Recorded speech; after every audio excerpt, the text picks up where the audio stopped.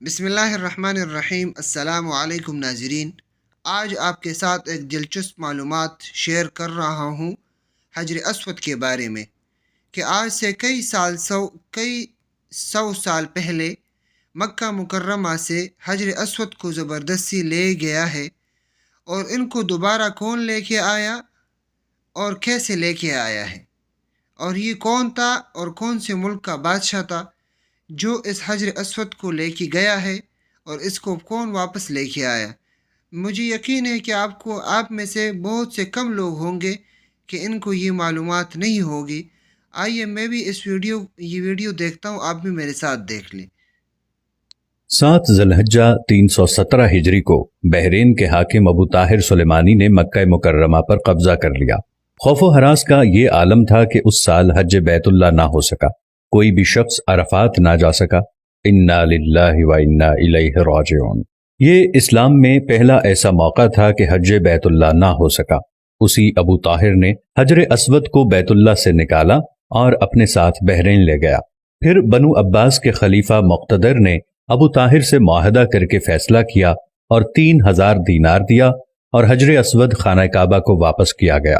یہ واپسی 339 کو ہوئی، گویا کہ 22 سال خانہ کعبہ حجر اسود سے خالی رہا۔ جب فیصلہ ہوا کہ حجر اسود کو واپس کیا جائے گا تو اس سلسلے میں خلیفہ وقت نے ایک بڑے عالم محدث عبداللہ کو حجر اسود کی وصولی کے لیے ایک وفد کے ساتھ بحرین بھجوایا۔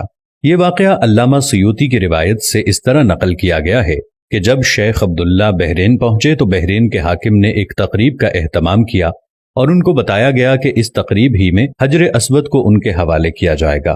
اب انہوں نے ایک پتھر جو خوشبودار تھا خوبصورت غلاف سے نکالا گیا کہ یہ حجر اسود ہے، اسے لے جائیں۔ محدث عبداللہ نے فرمایا کہ نہیں، بلکہ حجر اسود میں 2 نشانیاں ہیں، اگر اس میں یہ نشانیاں پائی جائیں تو یہ حجر اسود ہوگا، ورنہ یہ حجر اسود نہیں ہے۔ ایک تو یہ کہ حجر اسود ڈوبتا نہیں ہے، دوسرا یہ کہ آگ سے بھی گرم نہیں ہوتا۔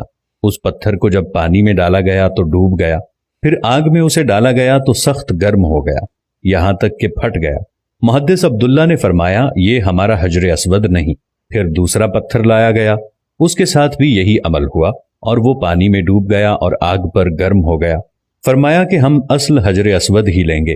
پھر اصل حجر اسود لایا گیا اور آگ میں ڈالا گیا تو ٹھنڈا نکلا، پھر پانی میں ڈالا گیا تو پھول کی طرح پانی میں تیرنے لگا۔ تو محدث عبداللہ نے فرمایا یہی ہمارا حجر اسود ہے، اور یہی خانہ کعبہ کی زینت ہے، اور یہی جنت والا پتھر ہے۔ اس وقت ابو طاہر نے تعجب کیا اور پوچھا کہ یہ باتیں آپ کو کہاں سے ملی ہیں؟ تو محدث عبداللہ نے فرمایا کہ یہ باتیں ہمیں جناب رسول اللہ صلی اللہ علیہ وسلم سے ملی ہیں کہ حجر اسود پانی میں ڈوبے گا نہیں اور آگ سے گرم نہیں ہوگا، کیونکہ یہ پتھر جنت سے لایا گیا ہے، اور اس پتھر کی یہ خاص خصوصیات ہیں کہ نہ ہی یہ پانی میں ڈوبے گا اور نہ ہی یہ آگ سے گرم ہوگا۔ ابو طاہر نے کہا کہ یہ دین روایات سے بڑا مضبوط ہے۔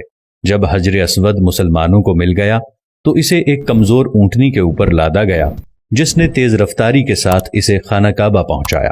اس اونٹنی میں زبردست قوت آ گئی، کیونکہ حجر اسود اپنے مرکز بیت اللہ کی طرف جا رہا تھا، لیکن جب اسے خانہ کعبہ سے نکالا گیا تھا اور اسے بحرین کی طرف لے جا رہے تھے تو جس اونٹ پر لادا جاتا تھا وہ مر جاتا، حتیٰ کہ بحرین پہنچنے تک 40 اونٹ اس کے نیچے مر گئے، اور ایک کمزور سی اونٹنی نے بحرین سے واپس بیت اللہ کی طرف وہ سفر بہت آسانی سے طے کر لیا۔ کیا خوبصورت شان ہے میرے اللہ کی، کیا خوبصورت شان ہے میرے نبی کی، اور کیا خوبصورت شان ہے اس حجر اسود کی کہ جو جنت کا پتھر ہے۔ اللہ تعالی ہم سب کو، آپ دیکھنے والوں کو، تمام کو حجر اسود کی زیارت نصیب فرمائے، ہم سب کو خانہ کعبہ کی زیارت نصیب فرمائے، آمین ثم آمین۔ تو جی دوستو، آپ کو کیسی لگی انفارمیشن؟ اگر آپ کو انفارمیشن اچھی لگی ہے، ویڈیو اچھا لگا ہے، تو چینل کو ضرور سبسکرائب کریں اور ویڈیو کو لائک کریں، اور ویڈیو کو اپنے دوستوں کے ساتھ ضرور شیئر کریں، تاکہ یہ معلومات سب کو پتہ چلے، اور یہ جتنی بھی معلومات ہے، اسلامی واقعات، اسلامک ویڈیو اور اسلامی تاریخ سے جڑے ہوئے جتنی بھی واقعات ہیں، انشاءاللہ آپ کو اس چینل پہ ضرور ملیں گے۔ آپ انشاءاللہ اس چینل کو سبسکرائب کریں اور ہمارے ساتھ جڑتے رہیں اور ہماری حوصلہ افزائی کرتے رہیں۔ آپ سب کی جو ویڈیو دیکھنے کا بہت بہت شکریہ۔